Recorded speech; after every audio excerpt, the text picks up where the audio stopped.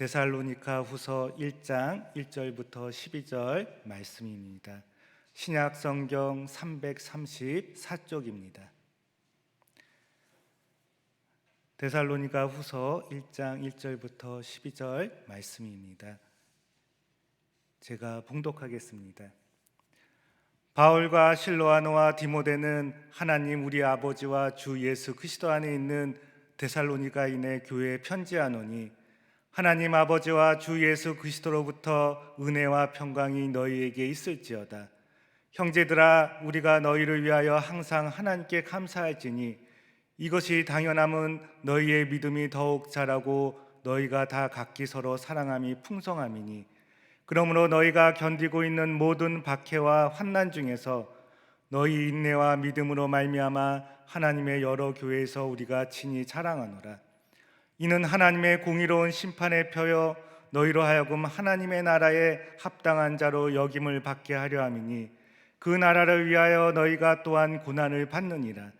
너희로 환난을 받게 하는 자들에게는 환난으로 갚으시고 환난을 받는 너희에게는 우리와 함께 안식이로 갚으시는 것이 하나님의 공이시니, 주 예수께서 자기의 능력의 천사들과 함께 하늘로부터 불꽃 가운데 나타나실 때 하나님을 모르는 자들과 우리 주 예수의 복음에 복종하지 않는 자들에게 형벌을 내리시리니, 이런 자들은 주의 얼굴과 그의 힘의 영광을 떠나 영원한 멸망의 형벌을 받으리라.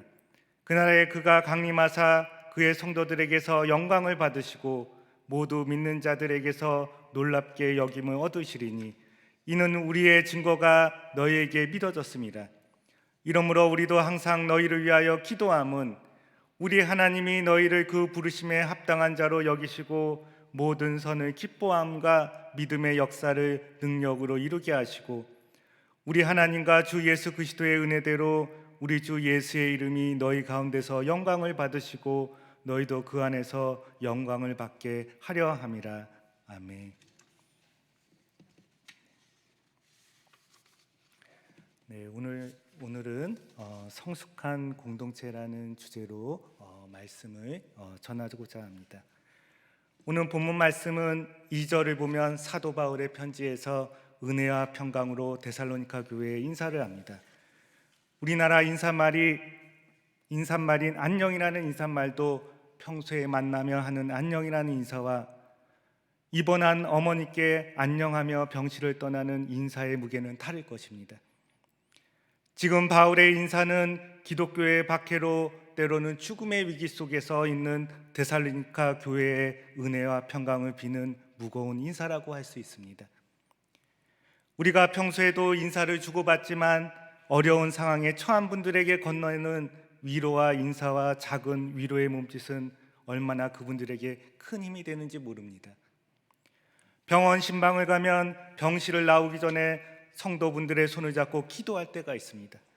기도가 끝나도 저의 손을 꼭 잡고 놓지 않을 때 얼마나 나의 기도와 위로가 절실한가 손에서 전해질 때가 있습니다. 우리는 누군가의 아픔을 공감하고 귀를 기울이다 보면 그를 위해 기도하지 않을 수가 없고 진심을 담은 그들의 평안과 안위를 바라는 인사를 건네지 않을 수 없습니다. 바울은 그런 인사를 데살로니가 교인들에게 건네고 있습니다. 바울은 환난과 박해로 데살로니가 교인들을 향해 평안과 은혜의 위로와 인사에 그치는 것이 아니라 환난과 박해 속에서 데살로니가 교회 공동체가 감사해야 할 것이 무엇이고 자랑할 것이 무엇인지를 이야기하고 있습니다. 그런데 데살로니가 교회의 감사의 내용과 자랑이 무엇인지를 보면 성숙한 공동체의 조건과 요소가 무엇인지 우리에게 알게 해주고 있습니다. 3장 말씀을 보면 바울은 하나님께 감사하는 것은 데살로니가 교인들이 믿음으로 자라고 서로 사랑함이 풍성하여 감사하다고 말하고 있습니다. 여기서 바울은 우리가 생각하는 감사의 내용과 다름을 알 수 있습니다. 바울이 감사하는 것은 데살로니가 교회가 재정적으로 든든해져서가 아닙니다. 그들의 영향력이 날로 커져서가 아니었습니다. 날로 교인의 수가 더해져서가 아니었습니다. 그들의 믿음이 더욱 자라고 사랑이 넘치는 공동체이기에 감사하고 있습니다. 데살로니가 교인들에 대한 감사는 그들의 삶이 평안하기에 감사하는 것이 아니라 오히려 환난과 박해가 심한 가운데 교인들의 믿음은 더욱 자라고 서로 사랑함이 풍성함이 빛을 발하고 있음을 감사하는 것을 우리는 볼 수 있습니다. 환난과 박해 앞에 낙심하고 포기하는 공동체가 있는 반면에 오히려 고난을 통해 믿음이 자라고 사랑이 넘치는 공동체가 있습니다. 더욱 단단해지는 공동체가 있습니다. 지금은 바울은 그런 데살로니가 교회 공동체를 바라보며 하나님께 감사하고 있습니다. 우리의 믿음의 공동체가 정체되어 있나 성장하고 있나를 알아보기 위해 관심을 가질 부분이 외형적인 성장의 모습이나 얼마나 많은 것을 이루고 성취했냐가 아니라 바로 우리의 믿음이 자라고 있나 우리의 사랑은 풍성해지고 있나를 살펴보면 된다는 것입니다. 바울은 사전 말씀을 보면 박해와 환난 중에서 데살로니가 교인들의 인내와 믿음을 여러 교회에 자랑한다고 합니다. 오늘날 교회 공동체가 자랑할 것이 무엇입니까? 화려한 예배당입니까? 아니면 교회의 영향력입니까? 바울은 여기서 분명히 얘기합니다. 우리의 인내와 믿음을 자랑한다는 것입니다. 사랑도 인내해야 이룰 수 있고 믿음도 인내해야 이룰 수 있습니다. 사랑장이라고 하는 고린도전서 13장 사랑을 말할 때 제일 먼저 언급한 것이 오래 참음, 바로 인내입니다. 오늘 말씀 1장 5절의 이하를 보면 하나님의 공의로운 심판에 대해서 말하고 있습니다. 하나님의 심판이 불의한 자들에게 심판이 되지만 참고 인내하고 믿음을 지킨 자들에게는 구원의 완성, 복된 날이 된다는 것입니다. 환난과 박해 속에서도 흔들리지 않고 하나님의 공의와 사랑을 신뢰하고 인내야 믿음을 완주할 수 있습니다. 성경의 여러 지도자 중에서 모세를 가장 위대한 지도자 중에 한 사람으로 평가하는 데 이견이 없을 것입니다. 그는 하나님의 백성을 바로의 압제로부터 해방시킨 지도자입니다. 그런데 그의 지도력의 가장 큰 특징은 온유와 인내가 아닐까 생각됩니다. 그는 미디안 광야에서 40년 동안 인내하며 기다릴 때 하나님께서 그를 부르셨습니다. 이스라엘 백성을 사랑하셔서 그렇게 그들의 불평 불만에도 인내하시고 참으시던 하나님께서 금송아지를 만들자 더 이상 참다 못해 진멸하고자 할 때 그 하나님께 참으시라고 더 인내하라고 말린 인물이 모세인 것을 우리는 알 수 있습니다. 바울이야말로 인내의 중요함을 누구보다 잘 아는 사람인지 모릅니다. 갈라디아서 1장에 바울이 사도가 된 이력을 보면 그는 다메섹 도상에서 예수님을 만나고 회심한 후 바로 복음의 일꾼으로 쓰임받지 않았습니다. 그가 학식이 부족합니까? 경험이 부족합니까? 바로 하나님의 쓰임을 받을 수 있는 조건과 학식이 넉넉한 사람이었습니다. 그러나 그는 아라비아 광야에서 3년이라는 인내의 시간을 보낸 것을 볼 수 있습니다. 평소에도 우리는 작은 일이 성취되지 않거나 원하는 일이 잘 되지 않으면 얼마나 불평불만을 하고 살아가고 있습니까? 환난과 고난 속에서 불평과 불만이 더 생길 텐데 데살로니가 교인들은 불평불만하지 않고 오히려 인내하며 믿음은 더하고 사랑이 풍성한 공동체가 되어 바울이 자랑하지 않을 수 없다고 말하는 것입니다. 코로나19로 인해 우리 교회 성도님들도 일상에서 얼마나 불평하고 힘든 나날을 보내고 계실 거라 생각합니다. 가정에서 주부는 주부대로, 직장에서는 직장인대로, 학교는 학생대로, 교회는 성도님대로 일상의 영역은 무너지고 온라인 예배와 방역으로 힘든 나날을 보내고 있습니다.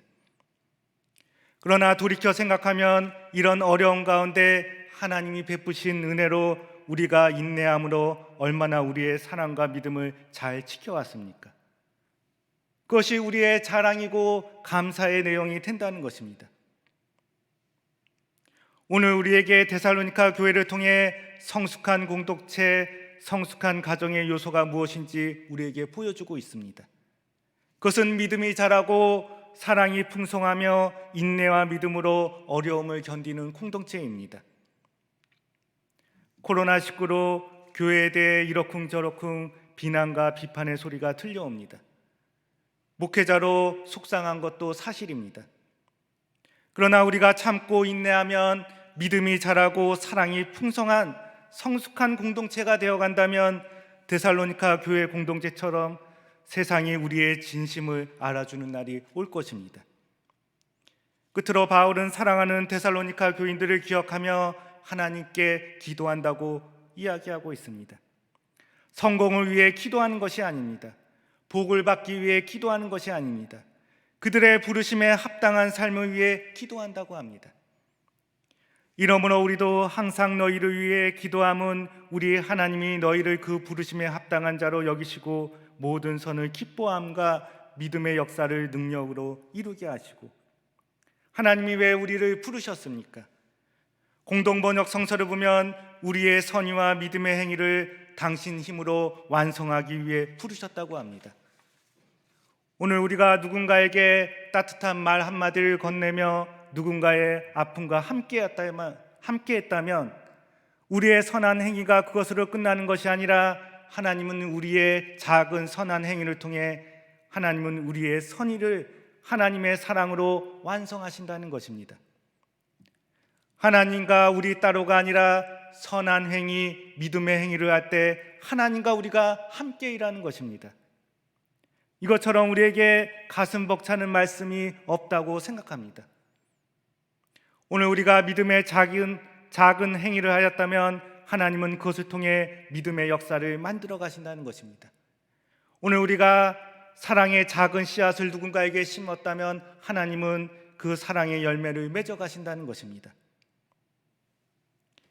오늘 바라기는 우리 수표교회 공동체가 믿음이 더욱 자라고 사랑이 풍성해지는 성숙한 공동체, 인내와 믿음밖에 자랑할 것이 없는 공동체, 오늘 우리는 하나님의 부르심에 합당한 삶을 살고 있는 그런 공동체가 되기를 소망합니다. 믿음의 선한 작은 씨앗을 심어 하나님 나라를 함께 완성해 나가는 공동체가 되기를 소망합니다. 다 함께 기도하시겠습니다. 사랑의 하나님, 모든 것을 버리고 모든 욕망을 버리는 가을의 계절이 왔습니다. 하나님, 우리의 믿음에서도 열매를 맺는 가을이 되게 하여 주시옵시고, 얼마 남지 않은 한 해를 믿음으로 잘 마무리할 수 있도록 인도하여 주시옵소서. 특별히 우리 수험생들을 기억하여 주옵소서. 믿음으로 또 열심으로 한 해를 준비했습니다. 하나님, 그 믿음의 결실을 맺을 수 있도록 수험생들을 인도하여 주시옵시고 끝까지 최선을 다할 수 있도록 함께하여 주시옵소서. 모든 것이 하나님이 주셨기에 감사한 마음으로 드린 예물들이 있습니다. 그 드린 예물 손길 하나하나 기억하여 주시고 축복하여 주시옵소서. 특별히 담임 목사님을 기억하여 주셔서 영육간에 강건하게 하여 주옵시고, 특별히 목회계획 세미나 중에 있습니다. 하나님, 우리 교역자들과 우리 담임 목사님 하나님께서 지켜주시고 인도하여 주시옵시고 앞으로의 계획을 함께하여 주시옵소서. 하나님, 우리 교회 어르신들, 어린아이 모두 하나님 안에서 건강하게 하여 주옵시고 늘 주님과 동행하는 삶을 살 수 있도록 인도하여 주시옵소서. 우리 교회에 환우들이 있다면 하나님 기억하여 주시고 그들을 위로하여 주옵시고 주님의 치료의 손길로 그 아픔을 치료하여 주시옵소서. 우리는 부족하고 연약합니다. 오늘도 하나님께서 우리에게 새 힘을 공급하여 주시고 새 은혜와 사랑으로 채워 주시옵소서. 우리 수표교회 공동체가 사랑과 은혜가 넘치는 공동체로 하나님이 기뻐 바라보시는 공동체가 되게 하여 주시옵소서. 감사드리오며 예수 그리스도의 이름으로 기도합니다. 아멘.